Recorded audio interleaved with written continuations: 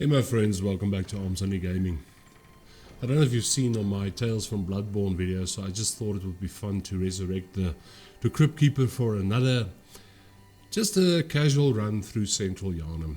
Just a little basic play. I mean, yeah, just hit the cuck out of the wolf there. Just thing I can say to beginning Bloodborne players: if you play this game, always pick up every single light you see, because you're going to need that stuff later on.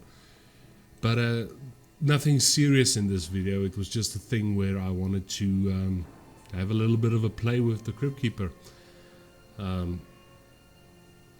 Why the Crypt Keeper, you may ask? I'm a huge horror fan. If you haven't already, please check out the Nightmare Cinema Club, also on YouTube, where I do look backs on various horror movies, old and new. But the Crypt Keeper just has that little something special for me especially when I was a kid. I mean, this Tales from the Crypt came out years ago when I was a kid, and I remember I used to watch it with one of my friends in his room on Friday nights on a little black and white bobble TV. Man, so much time has passed. But and then I thought to myself, well, I love this game, why not try and create a character that looks like the Crypt Keeper? And I think I came pretty close. I mean, he looks good, it's kind of cool to have the Crypt Keeper in Bloodborne. But yeah, just moving through the very beginning of the game, picking up some pebbles, hitting some citizens. Something interesting occurred to me the other day. Have you ever noticed that all the citizens that walk around in Central Yharnum, their left arm is much longer than their right arm? Might be an effect of the blood menstruation that happened and the beastlyhood. But I mean, look at that. Look how long that left arm is on that character, on both those characters, and how short the right arm is. It's kind of funny if you think about it. The cleric beast has an enormous left arm, so maybe it has to do with the beastly thingies. But look how long. I mean, that arm is almost to his ankle. I can't really see it on this guy. Well, okay, there you can. But yeah, if you look very closely, it's like when you look at Yharnum when he's sitting in his wheelchair. I mean, how many of you guys have really noticed that he only has one leg? He has a little stump on his right leg. Don't know where he lost his leg. Maybe a beast chewed it off. Had a little bit of a snack. Patiently gonna wait. Oh, okay, well, I wanted to wait for a visceral on the fat guy, so it didn't work. Again, my friends, you'll notice that this is a HUDless fight. I've gotten really used to doing playing a playthrough of Bloodborne and doing the boss fights without seeing my power bar and the boss's power bar. For some reason, it feels very, what's the word I'm looking for? It feels very comfortable playing that way, because I'm not distracted by looking at a power bar. I'm not distracted by looking at a boss's power bar and maybe getting greedy. It comes down to, just take your hits, run away, heal up, the Bloodborne way.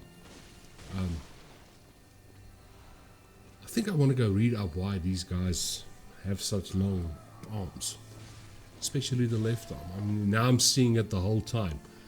Every single citizen has this very long left arm. You see, I'm not doing this very safely at this point. I mean, I'm just running in, stirring up some cock there. I mean, this is not the way you want to do this. You want to be strategical when you fight these guys. Especially when you can't see your power bar. So that's why I'm healing up so much. I mean, I do get through this pretty unscathed. But, well, not unscathed. I mean, look how bloody I am already. But, yeah, don't do what I'm doing there. Don't just rush in. Think this through. But like I said, this was just a casual play of Central Yharnum. I was just taking a break from my other stuff that I was doing, and it was just fun. Somebody asked me recently if I would ever stop playing Bloodborne. I do play a lot of other games, but I think I've said this before as well. It's a thing, this game is so relaxing for me. it's one of those things that takes me away from everyday stuff that happens, and it's fun. I love the game. Recent comment I had on one of my videos was the person loves reading Edgar Allan Poe and H.P. Lovecraft books. I'm with you there, my friend. Definitely. I love literature like that, and it comes back to this whole gothic look that Bloodborne has. Dark Souls 3, great game, but it doesn't look as good as this. I'm sorry. I love playing it. I've done a couple of playthroughs on that as well, but no, for me, this is just. I would love to go to a place like this in real life and just explore. But yeah, back to the game. Crypt Keeper is running there like crazy, just picking up blood vials, bloodstone shards. As you know, bloodstone shards, you use it to upgrade your weapons from a 0 to a +10.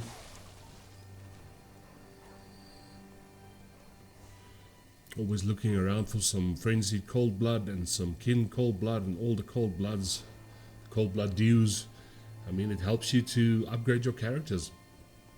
In total, I have 10 characters on my PlayStation Pro, which I use for mainly the videos and for assisting and stuff. And then on my very first PlayStation 4, I have 5 different characters. So I have a total of 15 characters, all different levels, different builds, different abilities. Yeah, you get some people, they just play the game once or twice and then they're done. I couldn't stop. I'm way over 2,300 hours already on Bloodborne since I started playing it in 2018. So I've put a lot of stuff in this. I mean, previous video of mine on the channel, I did with one character, I did 100 playthroughs and 1,000 hours just on that character. But that was my main character. I mean, I up-leveled him to a 544, level 544, the highest you can go in Bloodborne.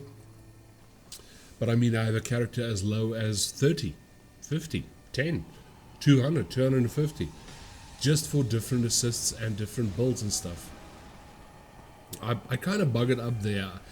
So usually when you run into the cleric beast fight, as soon as he lands on the floor, if you hit him, you can stun him immediately and get a visceral off him. I missed that. But, no biggie. Like I said, this is just a casual play. Yeah. Luckily he didn't grab me there, but don't stand in front of him, because if he grabs you, you can slam him into the floor and you'll be dead. See what I was talking about? Look how big his left hand is compared to his right hand. So it must have something to do with the beastlyhood.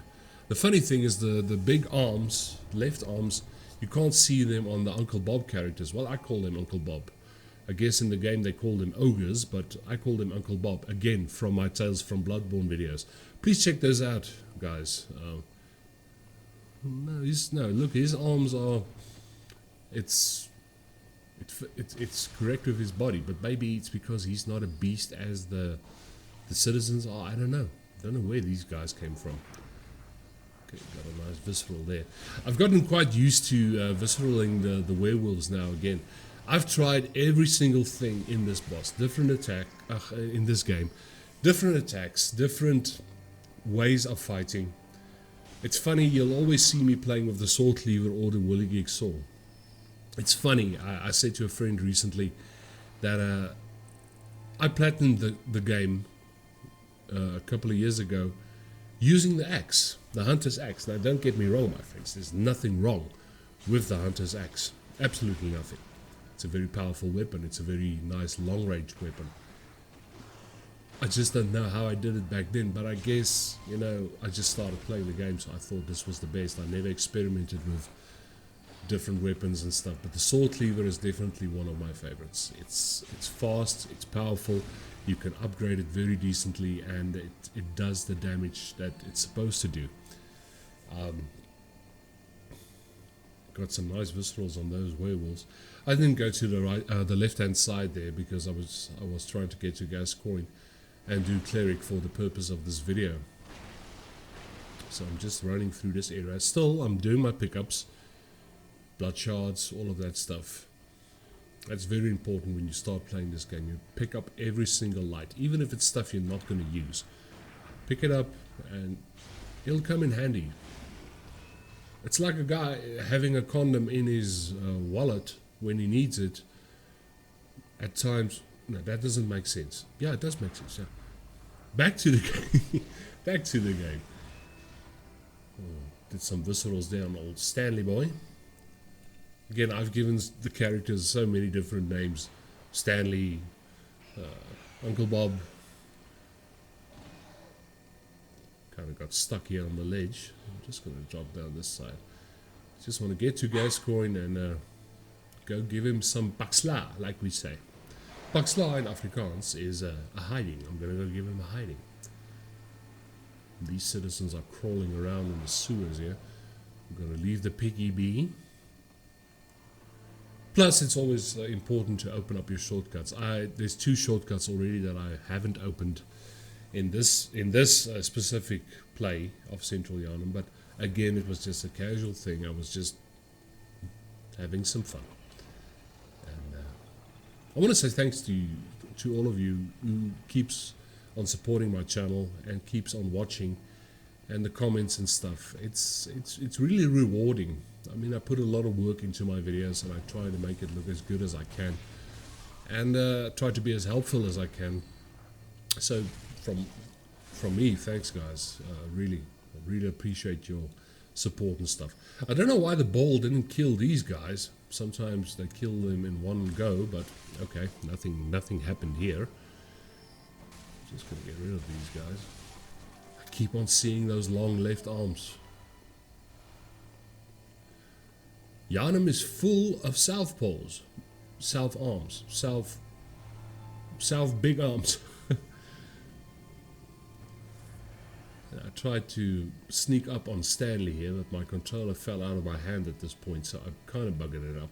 But this went kind of okay. Just circling around him, getting hits in. That's the thing. Keep on moving, keep on healing up. That's the thing. Don't be static in Bloodborne. Don't just stand there and go toe to toe. Oh, that's a nice double whammy there. Right, let's move on to Father Gascoigne. I might as well have another smoke. Why not? Let's load up some beast pellets, some fire paper.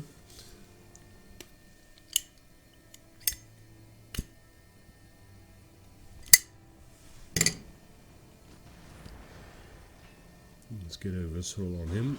There we go. Take that, Father Puppy. Almost got another. I missed it there. It's funny sometimes sometimes you hit the stun but you don't get the visceral. It got it there again. Sometimes you hit through the enemy. So many different ways of fighting each and every boss. I like staying in this area, depending on which method I'm going to use, and okay, got another one. That helps. This character of mine, I think he's a level 160, the Crypt Keeper. I keep him there for assists, especially with Gascoigne, Cleric, Vicar Amelia. Well, basically every boss in the game. That's the thing about Bloodborne. The higher your level is, the less assists you will get, unless you're using a password with friends or people that you know. But I've found that the sweet spot for a character, assist-wise, 100, level 100, 120, maybe 150 or 60.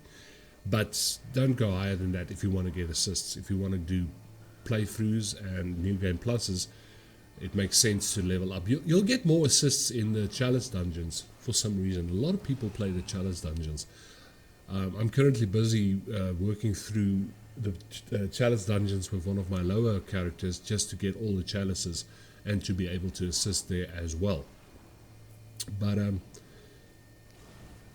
yeah, 120, anything between 120 and 160, I would say. If you want to do assists and just help people out, random people, cool, stay on that level.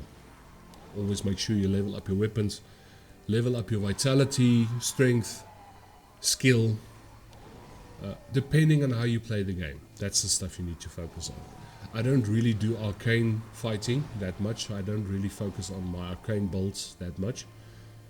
I'm a physical guy. I like going for the hits, having a strong gun, but a stronger right-hand weapon, like the sword cleaver.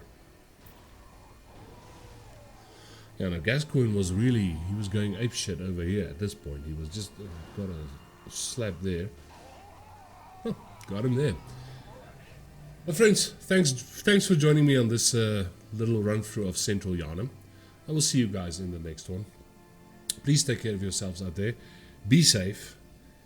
And good hunting. I will see you soon, my friends. Cheers.